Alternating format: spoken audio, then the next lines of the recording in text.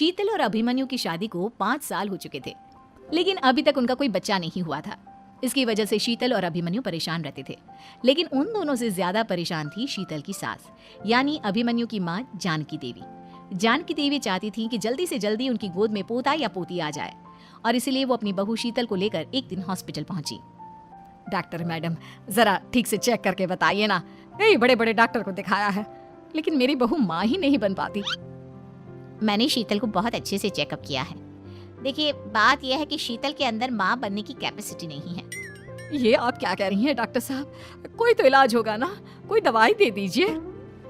देखिए, कुछ प्रॉब्लम ऐसी होती है जिनका कोई ट्रीटमेंट नहीं होता। आई एम सॉरी टू से, लेकिन शीतल कभी माँ नहीं बन सकती, क्योंकि उसके यूट्रस में अंदर से ही कुछ प्रॉब्लम है। घर आने के बाद क्या हुआ माँ? कहाँ लेकर गई थी आप शीतल को? अरे कहाँ लेकर जाती, डॉक्टर मैडम के पास ले गई थी, लेकिन तेरी बीवी तो कभी माँ बन ही नहीं सकती। मम्मी जी, इसमें मेरी क्या गलती? अगर अंदर से कोई प्रॉब्लम है तो उसमें मैं भी कुछ नहीं कर सकती। जानती हूँ, ये बात डॉक्टर के मुंह से सुन चुकी हूँ।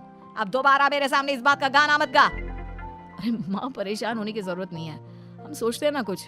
अरे क्या सोचेगा तू? जब डॉक्टर कह चुका है कि तेरी बीवी माँ नहीं बन सकती, तो बता क्या सोचेगा तू? कहाँ से लाएगा बच्चा? माँ, ये तो मैं भी नहीं जानता। अभिमन्यु, क्यों ना हम अनाथ आश्रम से एक बच्चा गोद ले आएं? क्या फर्क पड़ता है बच्चा हमारा हो या गोद लिया हुआ? आई बड़ी बातें बनाने वाली, क्या फर्क पड़ता है? अरे क्यों फर्क नहीं पड़ता? मुझे इस वंश को आगे बढ़ाने के लिए मेरे बेटे का खून चाहिए, किसी दूसरे का नहीं। लेकिन माँ, अब जानती है कि ये अब पॉसिबल नहीं है। मैं कुछ नहीं जानती। मैं किसी पराये की औलाद को इस घर में अपना पोता या पोती बन के बढ़ता हुआ नहीं देख सकती। मेरा वंश मेरे बेटे के खून से ही आगे बढ़ेगा। लेकिन मम्मी जी, ऐसा कैसे हो पाएगा? आप अच्छी तरह जानती है ना, मेरा और अभिमन्यु का बच्चा नहीं हो सकता। तो मैं अपने बेटे की दूसरी शादी करवाऊंगी, और अपनी दूसरी बीवी से ये मुझे बच्चा पैदा करके देगा। ये आप क्या कह रही हैं माँ? मैं किसी और से शादी नहीं करने वाला। मेरे रहते हुए आप अभिमन्यु की शादी किसी और से करवाएंगी? मम्मी जी, आप ऐसा कैसे कर सकती हैं? तू बस देखती जा बहू, मैं ऐसा कैसे कर सकती हूँ। कुछ दिनों के बाद, अभिमन्यु, मैंने तेरे लिए लड़की ढूंढ ली है। माँ, मैं आपको कितनी बार समझाऊं, मुझे किसी से शादी नहीं करनी है। पहले मेरी बात सुन। ये जो चमेली है ना, हमारे घर में काम करने आती है, वो तुझसे शादी करने के लिए तैयार है। मम्मी जी, आप अभिमन्यु की शादी एक नौकरानी के साथ करवाएंगी? वो इसलिए क्योंकि चमेली दिखने में बहुत खूबसूरत है, बच्चा भी सुंदर ही होगा। मम्मी जी, लेकिन एक बच्चे के लिए अपने बेटे की शादी नौकरानी के साथ करवाना, क्या ये सही है? अगर अभिमन्यु ने शादी नहीं की ना, तो मैं अपनी जान दे दूंगी। अब देख लो, अगर तुम्हें अपनी माँ की जान प्यारी है तो तुम्हें इस नौकरानी के साथ शादी करनी ही होगी। इस तरह जानकी देवी अपने बेटे अभिमन्यु की शादी नौकरानी चमेली के साथ करवा देती है। कुछ दिनों के बाद, नौकरानी से मालकिन बन के तो मजा आ गया, अब तो मैं इस घर की मालकिन हूँ। देखो, अपने आप को ज्यादा मालकिन समझने की कोशिश मत करो। एक बार तुम्हारा और अभिमन्यु का बच्चा इस दुनिया में आ जाए, उसके बाद तुम इस घर से हमेशा के लिए चली जाना। अरे जाओ जाओ, किसी और के आगे बातें बनाना। एक बच्चा तो पैदा नहीं कर सकी, बढ़िया आई। जाओ जाकर मेरे लिए कॉफी बना कर लाओ।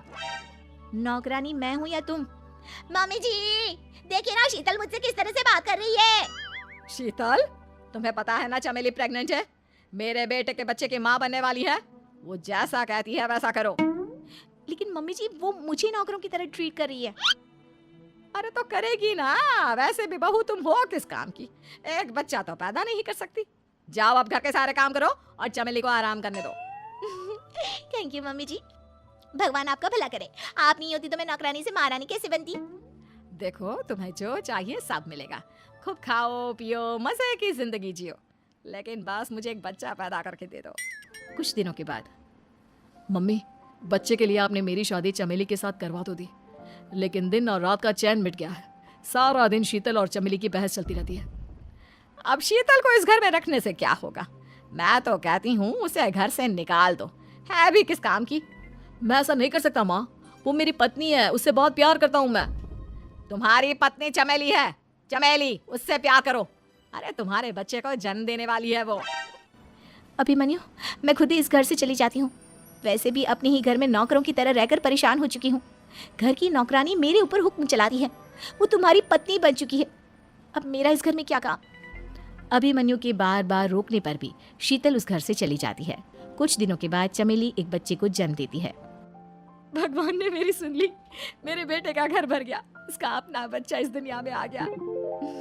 मम्मी जी, बच्चे को हाथ लगाने से पहले मेरी एक शर्त तो सुन लो। तुम कहना क्या चाहती हो चमेली? आपकी मम्मी को बहुत शौक था ना अपने पोते को खिलाने का। अब देखो, इस दुनिया में हर चीज की कोई ना कोई कीमत तो होती है। तुम अपनी आधी प्रॉपर्टी मेरे नाम कर दो, बच्चा तुम्हारे नाम। अरे लेकिन मैंने अपने बेटे से तुम्हारी शादी करवाई है, अब ये सौदेबाजी कहाँ से आ गई? जो औरत अपनी बहू को घर से निकाल कर एक नौकरानी के साथ अपने बेटे की शादी करवा दे, वो तो सौदेबाजी कर ही सकती है ना। उसका कैसे भरोसा कर सकते हैं? मुझे बस आप लोगों की प्रॉपर्टी चाहिए, उसके बाद ही बच्चे को आप हाथ लगा सकते हैं। मैंने कहा था ना मम्मी, आप गलत कर रही हैं। देखिए, उसका नतीजा आपके सामने है। जब शीतल को पता चलता है कि अभिमन्यु और चमेली का बच्चा दुनिया में आ गया है तो वो अपने घर पहुंचती है। अभिमन्यु, कहाँ है आपका बच्चा? क्या मैं उसे देख सकती हूँ? कुछ भी मत पूछो शीतल, माँ की हुई एक गलती हम लोगों पर भारी पड़ रही है। वो नौकरानी अपनी औकात पर आ गई है और अब हमसे अपनी आधी प्रॉपर्टी मांग रही है, वो भी बच्चे के बदले में। एक बात कहूँ अभिमन्यु, आप उसे कुछ भी देने से मना कर दो। अरे कैसी बात कर रही हो? मेरे बेटे की औलाद है उसके पास, ऐसे कैसे मना कर दे? मम्मी जी, वो अभिमन्यु का बच्चा नहीं है, वो चमेली और उसके बॉयफ्रेंड का बच्चा है। ये तुम क्या कह रही हो शीतल? ये देखिए वीडियो, चमेली और उसका बॉयफ्रेंड आपस में बातें कर रहे हैं कि उन दोनों ने मिलकर आपको बेवकूफ़ बनाया है और अब इस बच्चे के बदले आपसे प्रॉपर्टी भी हड़प लेंगे। हे भगवान, ये मुझसे क्या हो गया? ना तो बच्चा मिला और अपने बेटे की नौकरानी के साथ शादी करवा दी, सो अलग। अब क्या होगा?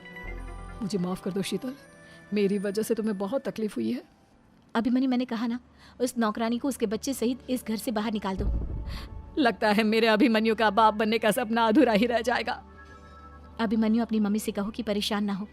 आपको याद है एक बार हम एक IVF सेंटर गए थे, मैंने फिर से वहाँ जाकर बात की थी और आपको पता है इस बार मैं प्रेग्नेंट हूँ, क्योंकि हमने वहाँ पर प्रोसीजर करवाया था जिसकी वजह से मैं प्रेग्नेंट हो गई थी और इस बात का पता मुझे बस कुछ महीने पहले ही लगा है। हमारा बच्चा इस दुनिया में आने वाला है अभिमन्यु। मुझे माफ कर दो शीतल बहू, मुझसे बहुत बड़ी गलती हो गई।